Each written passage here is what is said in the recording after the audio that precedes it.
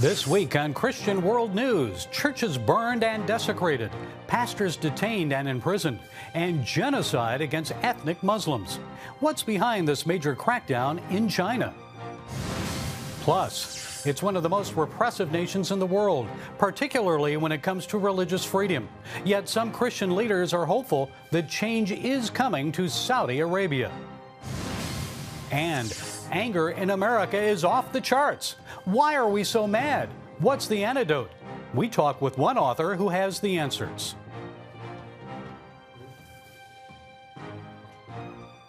Well, welcome to Christian World News. I'm Gary Lane. International pressure is mounting against China's communist government. Beijing received global criticism for its mishandling of the COVID-19 crisis. Now it's accused of launching a major crackdown against Christians and committing genocide against ethnic Muslims. Here's that alarming report. February 1st, 2021. Public security police storm onto the property of a government-sanctioned church in China's Wenzhou city. Their mission? Toppling a cross from the roof of a church building for a second time. They'd removed the cross 7 years earlier, but church members replaced it. Bob Fu is with China Aid, a group that helps China's persecuted Christians. That city alone, we have documented over 1,600 churches with their crosses were being burnt, destroyed, and destructed. And many pastors, were even detained, imprisoned. China's Christians say it's the worst persecution against them since Chairman Mao Zedong. To use Ambassador Sam Brownback's word, it's a war against the faith. I think it's a war against the independent faith. And it's no longer limited to certain regions of China. VOM's Todd Nettleton says this massive wave of Christian persecution is widespread, and it's coming from the national government. What we say in 2021 is that everywhere in China, there is intense persecution of Christians. There is intense efforts to control the church, to bring the church under Communist Party control. The crackdown is affecting every Christian in China, says Nettleton. Protestants, Catholics, government-registered churches, and unregistered house churches. And the Chinese Communist Party has a new excuse for targeting Christians. Now, under this pretext of COVID-19 coronavirus, the Chinese Communist Party has intensified its persecution by banning all the church activities, even those services or worship or prayer meetings in believers' own homes with their own family members. July 22nd, 2020. A loud knock on the door at the home of a woman in China's Xiamen city. She tells the police outside they cannot enter her home without a permit. Moments later, they destroy the lock and enter anyway, breaking up what the government says is an illegal meeting. Fu says it's all part of President Xi Jinping's campaign of sinicization, which means Christians are only considered to be good citizens if they adhere to communist ideology. Ironically, Xi Jinping's portrait was even put on the church pulpit along with Chairman Mao. And the first line item of worship, by the government-sanctioned church before COVID-19 was to sing the Communist Party's national anthem. And examples go beyond churches. In Fuzhou City, a Catholic family was forced out of their government-subsidized housing after they refused to remove religious icons from their home. And China's Religious Affairs Bureau has banned religious funeral ceremonies and preaching in funeral places. Meanwhile, Christians aren't the only ones suffering. Ethnic Uyghurs from East Turkestan, a region the communist government calls Xinjiang province, are under attack. China is home to one of the worst human rights crises of our time. It is truly the stain of the century. One day before he left his post as U.S. Secretary of State, Mike Pompeo officially announced that China is committing genocide against the Uyghurs and Turkic people. New Secretary of State Antony Blinken supports the genocide designation. For years, the Chinese government has forced Uyghur women to undergo abortions and forced sterilizations. Twitter recently locked the account of the Chinese embassy in Washington for tweeting that Uyghur women had been emancipated from being, quote, baby-making machines. The U.S. Defense Department says as many as 3 million Uyghurs are being forcibly detained in re-education and forced labor camps. The president of East Turkestan's government in exile told me on the Global Lane that China is using the camps as a place to brainwash the Uyghurs and harvest their organs for profit. And he says detainees are being used as slave labor. Millions are still, working in slave labor factories, producing, products for companies like Apple, Nike, Costco, and dozens of others. And Uyghurs are reportedly being used to manufacture solar panels for export to the U.S. and elsewhere. The Chinese government calls it a poverty reduction effort. The U.S. State Department is alerting corporate CEOs and others about China's use of Uyghur slave labor so they won't become involved. Meanwhile, despite the suffering, Bob Fu is expressing optimism about the country's spiritual future. He says when the Communist Party seized government control in 1947, only about 1 million people in China claimed to be Christian. But today, after 70 years of unrelenting persecution, their numbers have grown to as many as 130 million. So I think at the end of the day, maybe we should call President Xi Jinping as God's, faithful servant to revive his church. As always, we encourage our viewers to keep China's church and the nation of China in your prayers. Well, religious and political refugees are fleeing China's increasing domination of Hong Kong. The communist regime is stripping away freedom of speech and religion, and democratic and Christian leaders have been arrested. Well, 500 churches in the UK are committed to welcoming immigrants from Hong Kong. They've even created a website to help the more than 100,000 people from the island who are expected to seek refuge in Britain in 2021. The churches are offering help with navigating schools, jobs, health care, and even good restaurants that serve Cantonese food. Widespread protests continue to rock the Southeast Asian nation of Myanmar, 3 weeks after a military coup. Now, security forces are intensifying their crackdown against those demanding a return to civilian rule. George Thomas has the latest on the escalating crisis. Myanmar's military, armed with a new security law, are warning protesters that any attempts to subvert their power could land them in prison for more than 20 years. Across this country, thousands are defying the new law and heightened security measures, hitting the streets to demand the release of detained civilian leaders. Among them, ousted leader and Nobel Peace Prize winner Aung San Suu Kyi.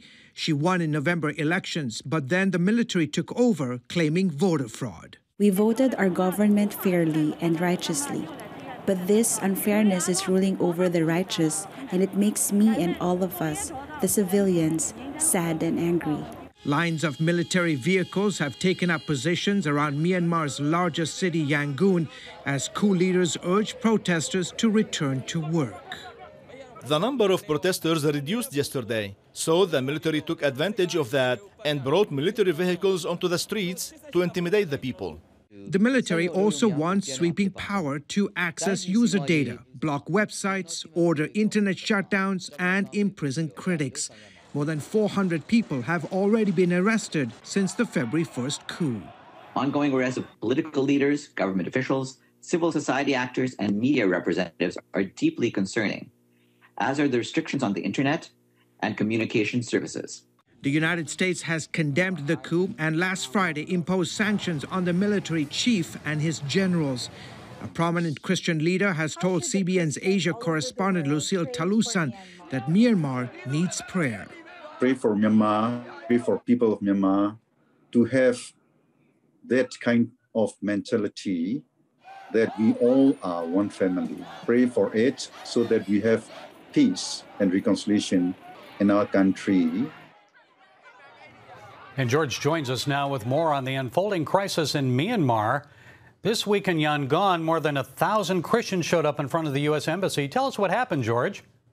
Yeah, they stood outside the walls of the embassy declaring that Myanmar is for Christ. They held a time of prayer and praise, but they have been actively involved since February 1st, Gary, marching along Myanmar citizens as well as Buddhists and members of other faith communities. And Myanmar's military is deploying more soldiers on the streets. So how are people handling that? How are they reacting? Yeah, they're not taking too kindly to it. I mean, we've seen in the last week a dramatic escalation of troops on the streets, manning various checkpoints around Myanmar's largest city, Yangon. So obviously they are not happy about this and very uncertain about their future. And Myanmar's Rohingya Muslims, you and I have reported about them. They're keeping a close eye on the unfolding political crisis. So what are they most concerned about at this time, George? Well, you know very well, Gary, that under Aung San Suu Kyi's leadership, she allowed the military to launch what UN experts say has been a genocide against the Rohingya Muslims. And they've been, marched out of Myanmar. They've fled to Bangladesh, hundreds of thousands. And now they're looking at the situation, wondering what their plight will be like going forward. Well, they'll ever have a chance to come back to their homeland. And George, tell us a little more about that security law. Yeah, I mean, the experts, folks that I've spoken to in Yangon over the last 24, 48 hours say that if the military chiefs manage to pass this law, Myanmar would turn into another Iran or North Korea. And you and I both know, having reported on both countries, that the security, the cybersecurity apparatus and what they've been able to crack down on internet, on speech, on sharing of information in both these countries does not bode well if the military chiefs manage to pass this sweeping cybersecurity law. And in fact, you know this, Gary, that the Chinese have reportedly been helping Myanmar construct this cybersecurity law and help them with the firewalls in Myanmar. Yes, they're monitoring the messaging and the trafficking there. And finally, George, quickly, the church. I understand the Christians are very concerned and worried. They absolutely are. They've had tremendous religious freedom since the country opened up several years ago after 30-plus years of a dictatorship ruled by the military. Now they feel like they're going back. They're very concerned, and they're asking the world to pray for Myanmar. Okay, George Thomas, we know you'll keep on top of this. Thank you for those insights. You're welcome. And coming up, religious liberty in Saudi Arabia. The Islamic Kingdom is one of the worst persecutors of other faiths. Why some see change on the horizon.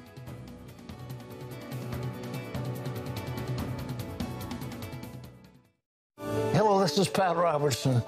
As I look back over my 90 years, I see a life of ongoing excitement filled with loving God and seeing His power at work.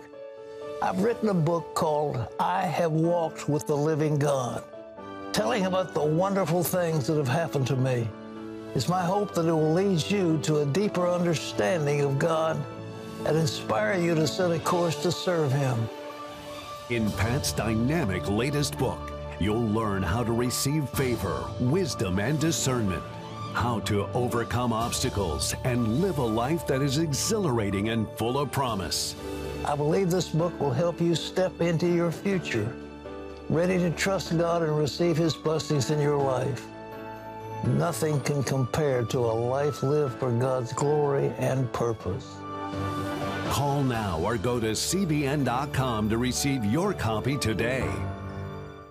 As the world watches from the outside, it's a big diplomatic tug of war here in the Middle East. Go inside the story with Jerusalem Dateline. Israeli archaeologists are talking about a discovery that could change the thinking about the Temple Mount. Join CBN Jerusalem Bureau Chief Chris Mitchell and get the biblical perspective on the events shaping the world. What starts in Israel then ends up going to other places. Watch Jerusalem Dateline Friday night at 8:30 on the CBN News Channel. Nutrition, exercise, essential oils, weight loss, and more. It's Healthy Living with Lori Johnson. Talk about what's in this. Join CBN health reporter Lori Johnson to get the latest information from today's top health experts. This is fantastic. Find out what you need to know to live a healthier life. Watch Healthy Living Tuesday night at 8:30 on the CBN News Channel. Tens of thousands of children are at risk of acute malnutrition in the East African nation of Ethiopia. An ongoing conflict in the Tigray region has left millions of people without access to basic necessities. The international Christian relief organization Samaritan's Purse is sending life-saving food to the region. This week, airlifting more than 30 tons of food supplies to the country, enough to meet the nutritional needs of 18,000 children for 30 days. In addition, Samaritan's Purse is trucking in enough food parcels to feed 1,000 families for 30 days. Radical Islamic terrorists killed 16 people and burned down a church in the Democratic Republic of Congo. The raid happened on February 14th when fighters linked to ISIS attacked the eastern part of the country. Human rights groups say the terrorists also destroyed a Catholic church in Ituri province, killing 13 civilians and 3 soldiers when they opened fire on the village. Well, there's no question Saudi Arabia has the furthest to go when it comes to religious freedom. It's also true few countries can boast the type of change that is happening in the kingdom today. Jennifer Wishon explains. Christmas trees, even talk of a future Christian church? No, this isn't a fantasy. The Kingdom of Saudi Arabia is making and considering changes once thought impossible. The Kingdom of Saudi Arabia is incrementally moving in the right direction. Johnny Moore, who sits on the U.S. Commission on International Religious Freedom, never thought religious liberty in Saudi Arabia was possible. Now he thinks it's inevitable. It's still illegal for Christians to worship publicly, but in recent years, the kingdom's religious police have eased off raiding worship services. I would love one day, to celebrate Christmas on the Arabian Peninsula. And this year, by the way, they allowed Christmas trees, in the kingdom. And increasingly, the rumors that Saudi Arabia might actually consider having a Christian church, in the kingdom in some capacity. At this point, these are all rumors, but the very fact that they are rumors is significant. Especially in light of Crown Prince Mohammed bin Salman's aim to reform the kingdom's judicial system, Sharia law based on a strict interpretation of the Quran, one that's not tolerant of other faiths. Is this a pretty big deal? For the Crown Prince of Saudi Arabia to say, no, we're going to have laws like the rest of the world, and we're going to put those laws down on paper. I mean, this is an astonishing reform. Watchdog groups also point to improvements in the kingdom's school textbooks, removing some hateful references to Jews, Christians, and others. Increasingly, we're seeing strong leadership throughout the Arab world that is pushing back on extremism and saying it's not enough to stop the extremist. The real way of stopping extremism is raising a generation that doesn't have to fear those who worship differently. Incremental moves that may one day lead to Muslims, Christians, and Jews coexisting on the Arabian Peninsula. Jennifer Wishon, CBN News. Up next, America's anger crisis from politics to the pandemic. Are people frustrated and mad? So how do we break free? This author says he's found the answer.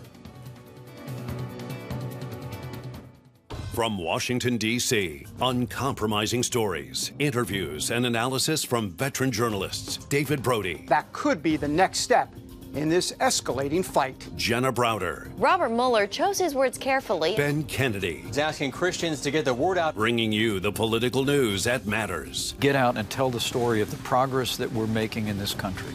Watch Faith Nation. Weeknights at 6 on the CBN News Channel. Orphans Promise is committed to loving and serving at-risk children, to helping keep families together, and to creating opportunities for strong and sustainable communities around the world. We're working in over 60 countries around the world, and with your help, we can do even more. There's an old African proverb I love that says, if you want to run fast, run alone. But if you want to run far, run together. At Orphans Promise, we want to run far so we can touch the lives of as many orphaned and vulnerable children as possible. But we don't want to go alone. We're out to change the world, one child, one family, one community at a time. Will you join us?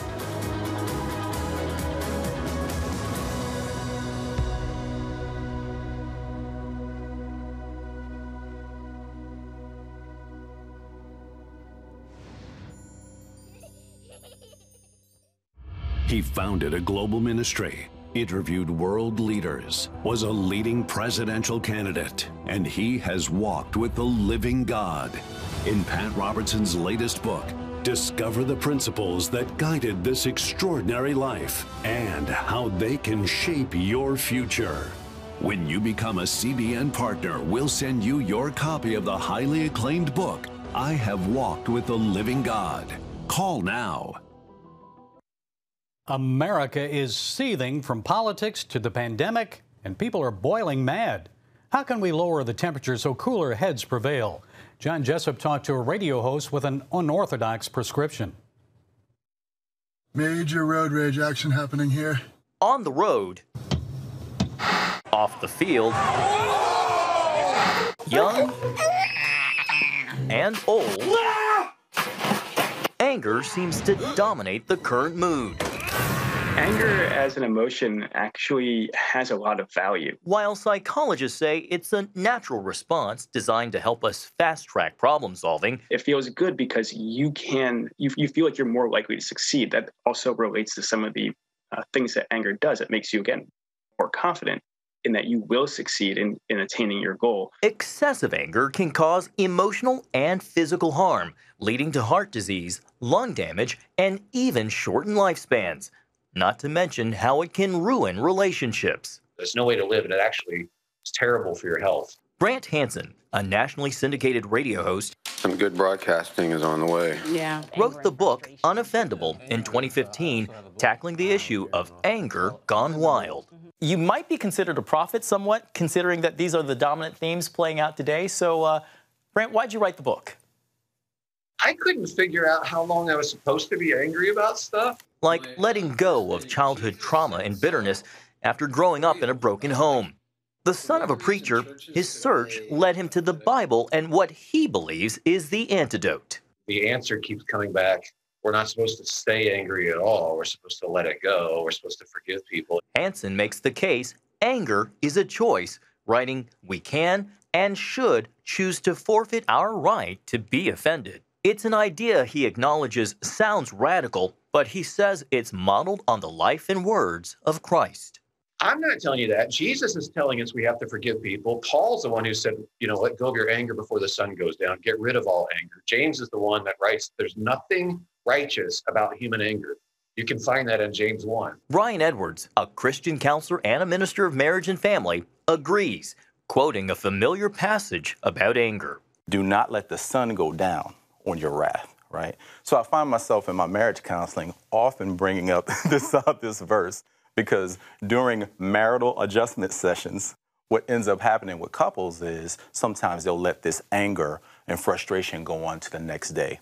The key, according to both, is forgiveness and sacrifice. I myself am a sinner, so I have to decide, am I going to let things go or not? And the Bible is not ambiguous about this. We're supposed to let go of offense, cover sin with our love. We're supposed to forgive so that we'll be forgiven. Pastor Edwards adds, it's also good to be humble and reflect on our own failings. Search me, O God, and know my thoughts. See if there's any wicked way in me and lead me into the way everlasting. So there's this idea on a regular basis of being introspective and asking God, hey, check me. Because I want to live a life that honors you, so I need to be checked. So Jesus cleansed the temple, but God wants us to cleanse our temple. That is not what America is about! But what about political causes and conflicting worldviews? He points out many of the same issues existed in Jesus' day. Infanticide, racism, occupation, injustice, like all of this. There's nothing new. And yet, look at his approach to humanity and the fact that he still wanted to save it. He still loved us. You can still advocate, give, donate, act, be an activist on whatever your issue is. But if you do it out of anger, that's not the right motivation. It actually clouds your judgment. In fact, according to a recent study by psychology professor Michael Greenstein, people are more susceptible to misinformation when they're angry, raising their confidence while reducing the memory's accuracy. With fast-paced information gathering, it's really hard already to know what is the quote truth. And if you're experiencing anger about something, you might be more likely to just go and search for information that shows that you're right. And then you believe that you're right. And so it creates this kind of cycle of I'm angry. Okay, so today we're going to talk about forgiving those who sin against you. Hansen admits writing a book on anger doesn't mean he's mastered it, though he says being unoffendable and letting go of anger has clear rewards. So the weird thing is it actually makes life a lot better. And I think it helps us to see things more clearly, too. And the last thing is it makes us very different from the rest of the world. A relevant and timely remedy. John Jessup, CBN News. Stay with us. We'll have more Christian World News right after this.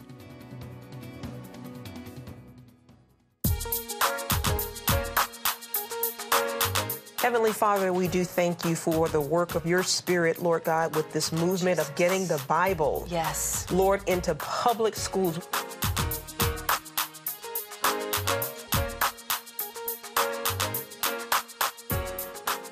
Watch The Prayer Link. Tuesday morning at 7:30 on the CBN News Channel. I'm Ephraim Graham, and this is Studio 5. Cruise with me as I discover the good things happening in the world of music, sports, television, and movies. The fact that Ryan Coogler was going to be directing the film, I knew that something special was going to happen. We'll chat with artists at the forefront of entertainment and explore the connection between popular culture and faith. I asked my pastor, I said, well, does that mean I'm supposed to be a preacher? He says, well, no, you already have a pulpit. Wednesday night at 8:30 on the CBN News Channel. From Marine lieutenant in the Korean War to building a global ministry, Pat Robertson reveals how God has directed him every step of the way. In his latest book, I Have Walked with the Living God, Pat Robertson shares his personal journey of faith and how an ordinary life can become extraordinary when surrendered to God. In this highly acclaimed book, you'll learn the keys to receiving daily favor, wisdom, and blessing, how to overcome setbacks and lean on God, how you can hear from God in your own life. Plus, enjoy fascinating untold stories from Pat's experiences in business and the political spotlight. Discover how life with God can be exhilarating and full of promise. Get your copy of I Have Walked with the Living God when you become a CBN partner. Call 1-800-700-7000 or go to cbn.com. Your news channel. Your shows. The stories you care about. Anytime you want. Anywhere you want. Download the CBN News app today. Christian music enthusiasts are mourning the loss of artist Carmen Chardello, known to fans simply as Carmen. He's died at the age of 65. Carmen passed away at a Las Vegas hospital after complications from surgery to repair a hiatal hernia. The singer was diagnosed with incurable multiple myeloma cancer in 2013, but he experienced several years of recovery before it returned last year. Carmen was a member of the Gospel Music Hall of Fame. Two-time Grammy winner and Christian music artist Jason Crabb called him, quote, a trendsetter and a trailblazer. That he was indeed. Well, thank you for joining us this week. And until next time, goodbye. God bless you.